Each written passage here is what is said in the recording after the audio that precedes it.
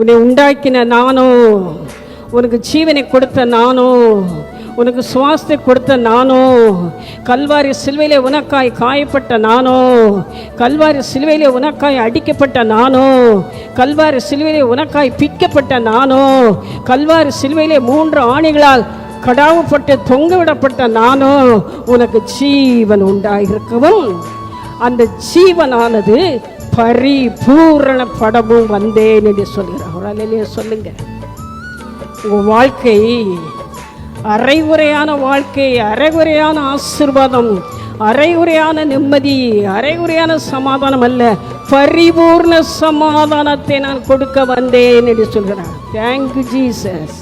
பரிபூர்ணம் உள்ள வாழ்க்கை, பரிபூர்ண விடுதலை, பரிபூர்ண ரட்சிப்பு, பரிபூர்ண சுகம், பரிபூர்ண ஆரோக்கியம், குடும்பத்தை அலக்களித்து கொண்டிருக்கிற எல்லா சாத்தானின் சதி சாபங்கள் முறிக்கப்பட்டு, எல்லா சாத்தானின் தந்திர மந்திர செயல்கள் முறிக்கப்பட்டு, எல்லா சாத்தானின் விரோதிக்கிற தீய சக்திகள் முறிக்கப்பட்டு, எல்லா சாத்தானின் ஏவல் சூனிய மந்திர கட்டுகள் எல்லாம் முறிக்கப்பட்டு, குடும்பம் சேமமாய், குடும்பம் செழிப்பாய், குடும்பம் நலமாய், குடும்பம் வளமாய், குடும்பம் முன்னேற்றமாய், குடும்பம் வளர்ச்சியாய், குடும்பத்திலே எல்லாரும் பத்திரமாய், குடும்பத்திலே எல்லாரும் பாதுகாப்பாய், குடும்பத்திலே எல்லாரும் நல்ல ஆரோக்கியத்தோடு, குடும்பத்திலே எல்லா நலமும் வளமும் சுகமும் பெற்று